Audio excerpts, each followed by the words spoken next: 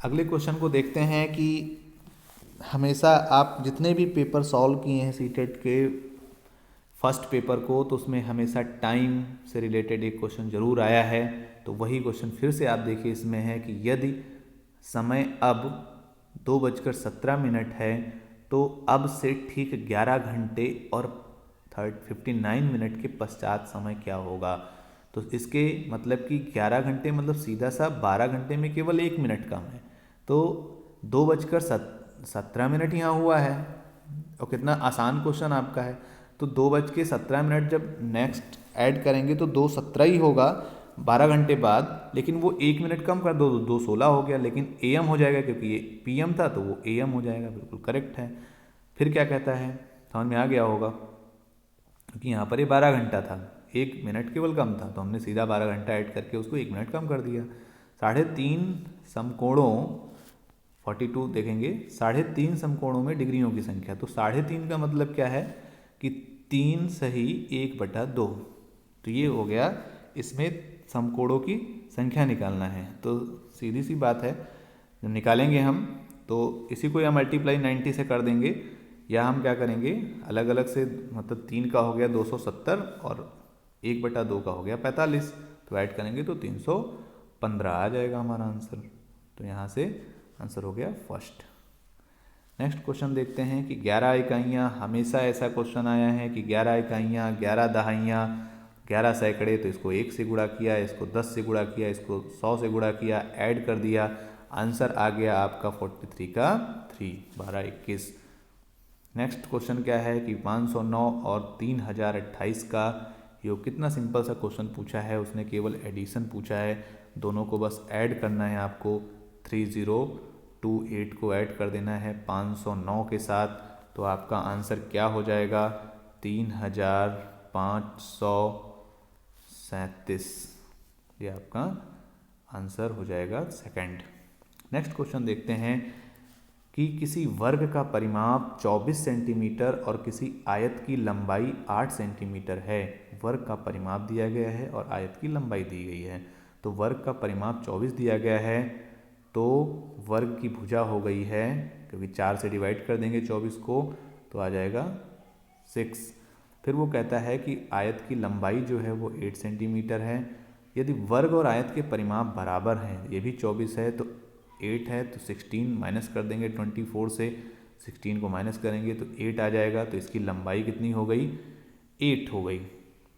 तो आयत का क्षेत्रफल निकालना है, तो 8/2 मतलब 4, तो यहाँ से कितना हो जाएगा 8 × 4 32, फोर्थ ऑप्शन करेक्ट। नेक्स्ट देखते हैं कि क्वेश्चन क्या कह रहा है कि संख्या में 3 के स्थानीय मध्य अंकित मान में अंतर क्या है। तो 3 का स्थानीय मान 300 है, तो 300 और उसके अंकित मान 3 होता है, माइनस कर दोगे कितना आ जाएगा 297। यही आपका आंसर हो गया। नेक्स्ट क्वेश्चन क्या कहता है कि निम्न में से कौन सा सही नहीं है। तो सही नहीं ऐसा क्वेश्चन बहुत आता है, कि देखेंगे कि 47 में पहला वो कहता है कि 0.10 और 0.1 समान है। 0.10 और 0, बिल्कुल सही है कि पॉइंट के बाद 0 का कोई मीनिंग नहीं है, तो यहाँ से ये सही है, वो नहीं पूछा है, नॉट करेक्ट।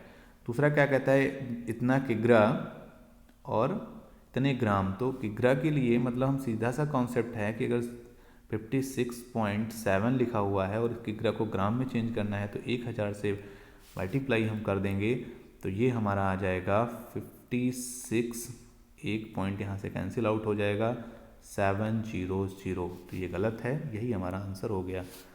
नेक्स्ट क्वेश्चन क्या कहता है कि 48 देखेंगे कि नदी में एक नाव की चाल 20 किलोमीटर प्रति घंटा है और एक दूसरी नाव की चाल 23 किलोमीटर प्रति घंटा है। ये दोनों नाव एक ही दिशा में एक स्थान से एक समय पर चलती हैं। 3.5 घंटे पश्चात उनके बीच की दूरी क्या होगी। देखेंगे कि दोनों का जब हमारा एक ही दिशा में दोनों जा रही हैं, ये भी नाव की एक ही इसी साइड में है और ये भी नाव इसी साइड में, डायरेक्शन सेम है, अगर तो हमारे जो उनकी रिलेटिव स्पीड है तो वो क्या होता है कि ज़्यादा से हम कम वाली को माइनस कर देते हैं। तो हमारी रिलेटिव स्पीड कितनी हो गई 3 किलोमीटर पर आवर। फिर क्या है कि 3 किलोमीटर वो कहता है कि 3.5 घंटे में, तो घंटे कितने हो गए, मतलब 7/2, 2 आवर्स की बात कर रहा है। तो दूरी बराबर कितना होता है, दूरी बराबर जानते हो आप कि डिस्टेंस, दूरी बराबर चाल गुणे समय।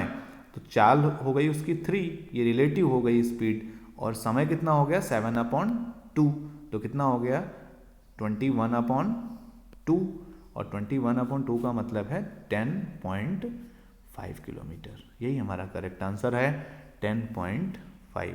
अब देखो क्वेश्चन ऐसे भी आ सकता है कि एक इधर जाती है और एक, दोनों का डायरेक्शन अलग अलग है, मतलब एक इस डायरेक्शन में जा रही है और एक इस डायरेक्शन में जा रही है।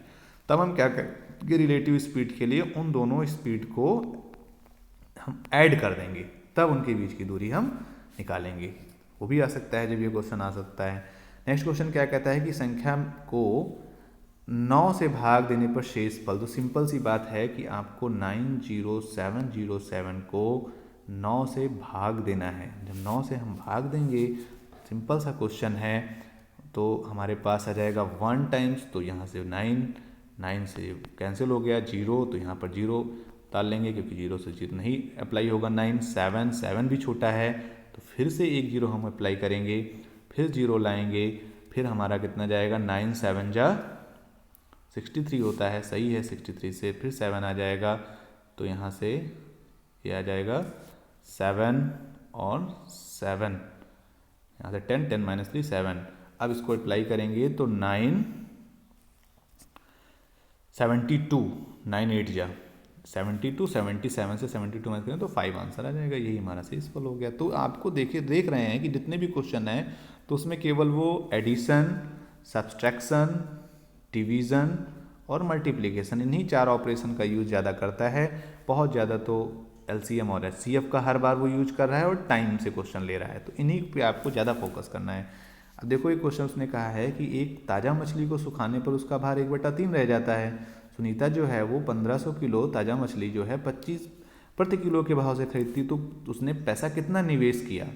उसने 1500 किलो लिया और 1 किलो मिलता है 25 रुपये का, तो टोटल उसने पैसे कितने खर्च किए मछली को लेने में, तो वो हो गया 37500। इतने पैसे उसने खर्च किए ताज़ा मछली लेने के लिए। लेकिन होता क्या है, सुखाने के बाद जो है वो 1/3 रह जाता है। तो 1500 का 1/3 जब आप निकालोगे तो कितना रह जाएगा, 500, तो वो 500 kg रह गया। अब 500 kg को जो बेचती है तो 80 पर kg, तो 8 से इसको 80 से मल्टीप्लाई करेंगे तो 40 और 1 2 3, तो ये इतना हो गया। अब वो पूछ रहा है कि इसको कितना प्रॉफिट हुआ, तो 40,000 से 37,500 माइनस करेंगे तो कितना बचेगा, 2500 बचेगा। तो 2500 उसका क्या हो गया, लाभ हो गया, सीधा सा कॉन्सेप्ट है।